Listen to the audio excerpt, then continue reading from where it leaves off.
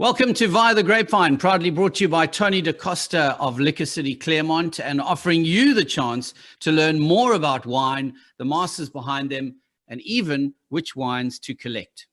Now, if I'm honest, today's interview is essentially because I miss my friend, and this pandemic has meant that I haven't seen her in 8 months. Fortunately for me, she's an important part of the wine industry, so I have the perfect excuse/reason to bring her on to Via The Grapevine. Maryna Calow, Communications Manager at Wines of South Africa, otherwise known as WOSA. Welcome. Thank you so much, Guy, and lovely to see you, albeit on a screen. Yeah, you look just as gorgeous on the screen as in real life, especially with that Art Deco thing you've got going behind you there. That's very nice. You know, we've learned how to position ourselves for all of these meetings and webinars and seminars and Zooms and all of that. So you find your little spot that works really well for you. Yeah, that really does work well for you, I must say. I want to just check, did I get the pronunciation of your surname right? Because I mean, I'm always calling you by your first name. It is Calow, right? It is Calow, yeah. There we go. Okay. So Wines of South Africa sounds like an all-encompassing and somewhat intimidating business. What is your core business? So Wines of South Africa, for lack of a better word, is really the South African wine industry's export marketing council. So we basically are responsible for promoting all South African wine brands internationally, and we focus on key export markets. At the moment, those markets are Canada, the USA, the UK, Netherlands, Germany, Sweden, and then within Asia, it's mainland China, Hong Kong, and Japan, and then certain key countries within the African continent. So we work really, really focused to promote more wine on a brand South Africa level. We don't promote individual brands on their own, but it's more about giving the message to consumers and to buyers and importers and retailers of what you can expect from South African wine. And in each of these markets, we have representation, we have offices where we have staff that really decide what the best way is to promote South African wine in that region. As I'm sure you'll understand, promoting wine to someone in China versus someone in Germany is quite different. So your approach has to be very, very different in each of these markets. And we have an amazing team who look after this for us. It sounds awesome. It is. I mean, I remember when we studied marketing management at varsity, they said that one of the most overlooked thing is the cultural nuances of whatever market you're going into. So you must know how to greet, you must know how to hold yourself. So those are, as you say, things that are very different depending on the markets. It sounds very international. So Wines of South Africa, do you talk to South Africans? Does your responsibility extend to marketing SA wine to South Africa as well, or is it purely international marketing? Unfortunately not. So we only focus on international marketing of South African wines. Most of the brands locally have people who look after their brands within this local markets. And what we tend to do is really focus on a business-to-business platform because funding is very limited from our perspective.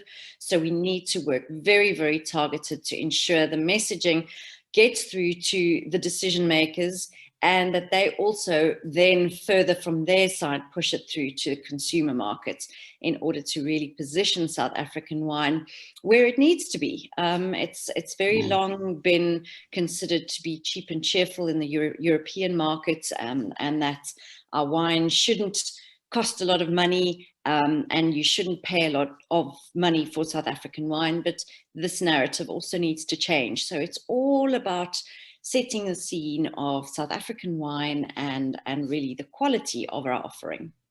Do you have any kind of say in the labeling of our wines that goes internationally? Because I know from conversations with a couple of friends that live overseas, they often say to me that the one thing that upsets them to some extent is that some of our wineries choose to go very cliched with their, their labels of the big five or whatever it might be, to really sell South Africa and put our wine at the forefront. Are you able to kind of advise on that sort of thing? What's the scope in terms of your tentacles there? In terms of the legalities of what goes onto a label, that is not something we have anything to do with. And this is something that is regulated by the Wine and Spirits Board, following the local rules and legislation around what goes onto a label. Then in the international markets, it really is up to each individual producer to decide what their label looks like. For example, there's a number of producers who have completely different labels for wines that they send to China, because the Chinese population buy into a certain look and feel of a label, and it really is a very important element. And one of the things you mentioned was what we call critter labels. So the animals and the African creatures, which is certainly one thing. As far as we can control, we try and tell producers to please stay away from critter labels, because critter labels really don't do well in international markets. As much as you may think, oh, it all represents South Africa and what we stand for, unless it's something that's really classy done, more of an arts type of thing, and the label that really springs to mind here is a Swartland label where they have wild dogs on it, and that's a beautiful, classy label. They are unfortunately the labels that we tend to see with cartoonish looking meerkats, and that's not going to do your brand any favors, unfortunately. So certainly if we are asked, we will advise accordingly, and the producers who do their homework will also know that that's really not the way to go. If your main business is marketing wines internationally, does that mean that you have a say in our standards of production? Are you able to be involved in that, or is that also not necessarily part of your scope? Because I mean, you're having to sell the best that you can, so you would surely need to have some sort of oversight of quality control. Yeah, unfortunately, no, we don't have any oversight or involvement in quality control, but that's why our Wine and Spirits Board is there. They ensure that wine that gets exported out of our country and produced and consumed locally is of a certain standard.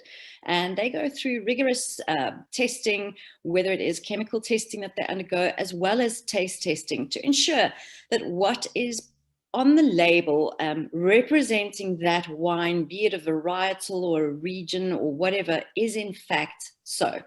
And we as South Africa have one of the most clear and concise systems in terms of traceability, so that you know when you're on the other side of the world, that label that is on the neck of the bottle, that long, often greenish sustainability seal, that's what we call it. If you see that seal, you can type in the code that is on that seal, and you can know exactly where those grapes are coming from, and that they have been through the processes. Unfortunately, this is not valid for wine that is exported in bulk. But again, any bulk wine that gets exported, in order to get your export certification, needs to go through a process of sorts in order to ensure the quality. And that is a great way for us as industry to know that whatever does go out is of a certain standard, and we can really stand by our producers in that regard. Stand by it, yeah. I must compliment you though, WOSA.co.za, your portal to the wines of South Africa. It's a fantastic website. It really is a labyrinth. I mean, once you're on there, you just start wanting to explore. There's a lot of very interesting articles and messages that you've got on there. I see you also offer an online wine course. Is that, who can apply for that? What certificate do you earn if you do that? Anyone who wants to learn about South African wine is welcome to use this free online wine course. So you simply go to wosa.co.za and you'll find the course on that site, and you can just click through and start. It's a 6-module course, and it really just teaches you the basics of how wine is made and our industry. So you'll learn about the various regions within the South African wine context, the varietals that we're well known for, where they come from, where you'll find them, various climates, terroir, that word that everyone says, and that some people often confuse for a Jack Russell when they write terrier. Yeah, there's a lot that you can learn, especially for a novice. This is not a course that, you know, if you want to enhance your WSET level 3 knowledge, it's not really going to help you. But if you don't really know a lot and you want to learn a little bit more in order to understand wine a bit better, and in particular South African wine, then I really encourage you to sign up for this course and just have fun with it. The certificate that you get at the end is really just a certificate of completion. And for someone who's potentially wanting to start a career in, say, wine service or even as a waitron, to be able to say, listen, I've done this wine course, I've clearly shown initiative, here's my certificate. It can accompany your CV as something that you've done out of your own to kind of just enhance your level of knowledge. And I think it's a great tool for anyone who merely just needs access to a device and internet to do the course. When you say otherwise free, you don't have to pay to no, do it. completely free of charge for anyone who's interested. Yeah. Well, that's phenomenal. And I mean, there are a lot of other things as well, as I've mentioned on the site, that you really must check out if you haven't been onto wosa.co.za. Changing tack slightly, Maryna, obviously lockdown levels 5 to 3 has had a massive impact on the alcohol trade in South Africa. What has been the impact on our wine industry thus far? Can you share the scary facts with us? Oh, I get goosebumps. Yes, the facts are indeed scary, unfortunately. We are looking at financial losses for our industry of roughly 7.5 billion rand, which is quite significant, and quite a staggering number. We anticipate job losses of roughly 22,000, even about 350 of our primary producers having to shut their doors, which will be a disaster, and about 80 sellers. And I have to qualify this. A primary producer really is a grower, someone that doesn't necessarily have a cellar or a brand on their farm. They merely grow the grapes and they supply to a winery or an individual brand or whatever the case may be. So whereas a seller is someone where you go to the cellar door and they do cellar door sales and they have a specific brand and they might have a brand home, that kind of thing. So yeah, the picture is quite bleak, and I think we're really only going to see the full impact within the next 12 to 18 months. A number of our producers are doing whatever they can to really start picking up the pieces again and make things happen. But the reality is that the impact of the lockdown is ongoing. The fact that so many of our producers are incredibly reliant on tourism for their annual income, and that is still not happening, even though sure, locals can visit the wineries.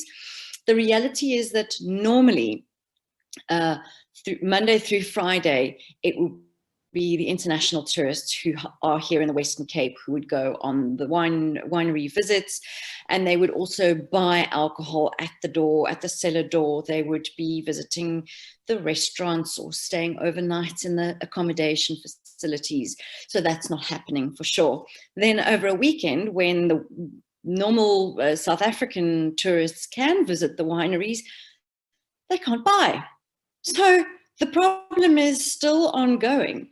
And, you know, you can say, sure, but you can place an order for delivery the following week, that kind of thing. But the reality is, if I'm visiting a winery now and I want to take home just 1 or 2 bottles, not necessarily buy in a caseload, which is really what you have to do if you want to get the wine delivered, you can't buy it. You just can't do it. So the feeling overall is that the current regulations are really quite nonsensical, because you can still purchase and enjoy a glass of wine within the restaurant format, and you can even taste wine in the tasting room.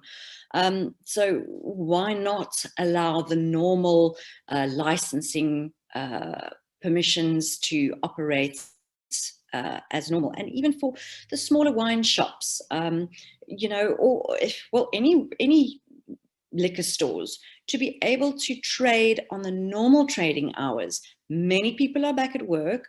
I myself am in the office on a daily basis. And if I only finish work at 5 o'clock, when am I going to get to the liquor store to purchase whatever it is that I'm looking for? Whereas normal liquor trading hours extend to 6 p.m., which will allow a lot of people to do their normal liquor purchases.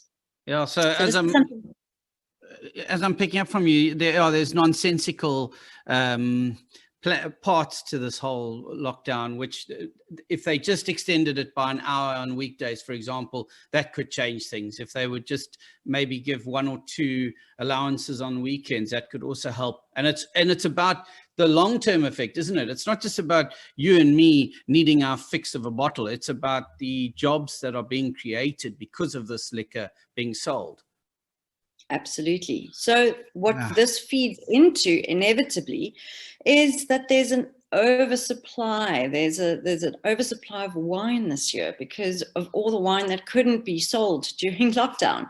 So now we're sitting with a surplus that we need to somehow get rid of, because this surplus wine stock is keeping cellars full that actually need to be empty come harvest 2021 in January. So it creates a whole other problem along with what we've already experienced. And, it never rains, but it pours. So, I suppose I knew the answer to that question was going to be negative. So I thought, well, then I've got to try and balance the negative with something that brings out the positive. But it doesn't sound like there is anything. So, but let me try anyway. Has there been anything positive that you as WOSA have gathered from this time? Is there anything, any great learnings? Yes, I think there are a few positives, and you don't have to look too hard to try and find them. One of the positives is that the wider South African alcohol industry have really banded together during this time to stand together. We as wine industry have always pretty much done our own thing, and so has the rest of the guys, beer, etc. However, this has really forced us to take hands and to kind of make our collective voices heard throughout various campaigns and throughout our discussions with government. So I've had the pleasure of representing the wine industry on a communications level on this alcohol forum that we've set up, and it's been great working with the various teams from South African breweries, Heineken, Pernod Ricard, Diageo, the South African Liquor Brand Owners Association, the Taverners Association, and we've really all been spearheading this to work together to get our plight and messages across.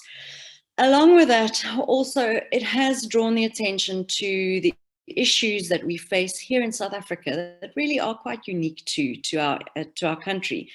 Unfortunately, alcohol harm due to the fact that people abuse alcohol, drinking and driving, or drinking and walking, which is also a very unique thing here in our country, have had to be addressed. And we as industry can no longer just do the absolute bare minimum. We need to really make our voices heard. We are in the process of creating a social compact alongside government, because it also doesn't help that we just try and push all of these amazing initiatives. They also need to be policed. So it needs to be a partnership with industry and with government to ensure that these things are taken forward to the next level, to ensure that people understand the dangers of alcohol abuse. They understand the dangers of drinking while you're pregnant. All of these things are really important. And that, for me, the focus that we've been able to create has been a very big positive. The industry itself as well, just from a wine industry perspective, have realized that we need to work together collectively to make ourselves stronger and hold hands. And then something that's interesting that really hasn't picked up a lot for our industry until now has been online sales. So e-commerce for our industry has really taken off during the lockdown period. And the producers who jumped on the bandwagon of selling alcohol online during the ban period, with delivery only taking place once the ban was lifted, those are the guys who are potentially going to pull through because they had a turnover during the really tough months. And I anticipate that this kind of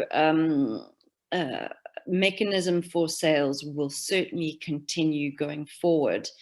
And that also helps your marketing initiative internationally. If more and more South African wine producers have got a viable online shop, a portal at least to their winery, I imagine that would have been a problem for you with some wineries. You're wanting to market them internationally. Your international clients say, well, where's the website?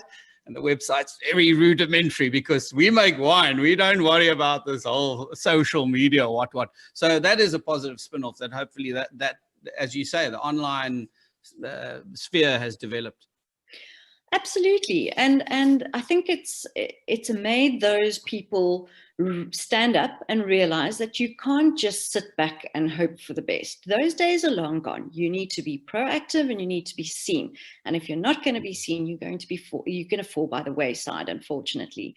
And then that brings us to marketing internationally. I think the face of international marketing is also going to change quite a lot because our producers have realized, sure, there is and there always will be value in face-to-face interpersonal, interaction, but it's very expensive for us as South Africans to travel to Europe, to America, to Asia, all over the place on a very weak rand.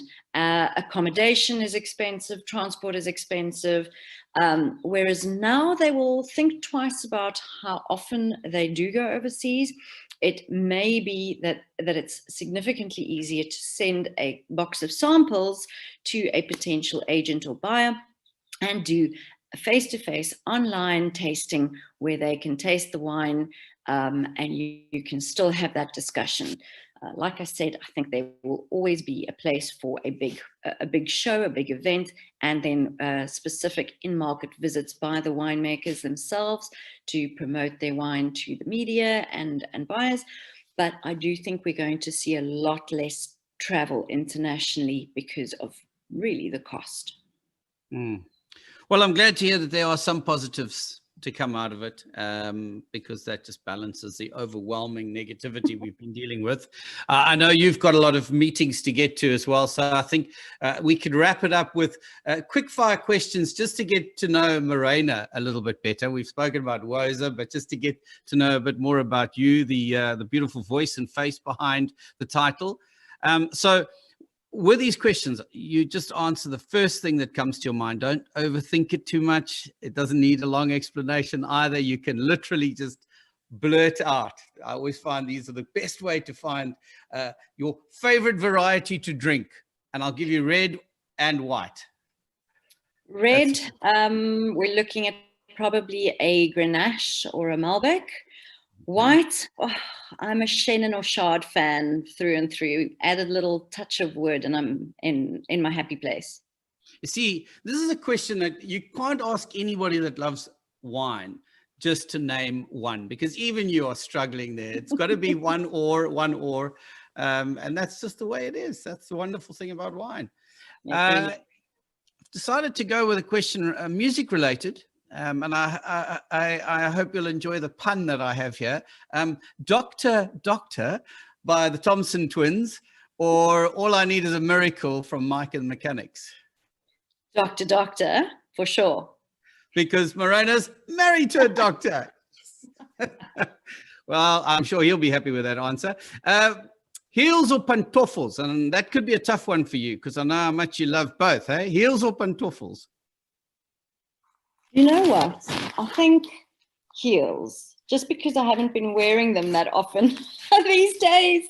And I positively look forward to donning a nice pair of heels at the moment for the right occasion. So let's go with heels.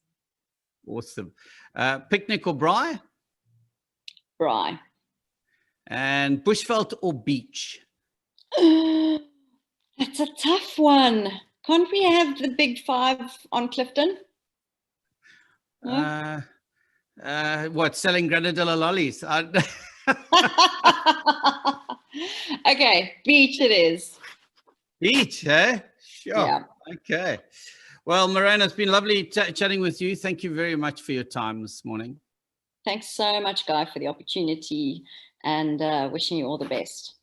And of course, visit WOSA, that's wosa.co.za, to find out more about our responsibility to save SA wine. And this Via the Grapevine was brought to you by Liquor City Claremont. Visit their wine emporium for a journey via the grapevine.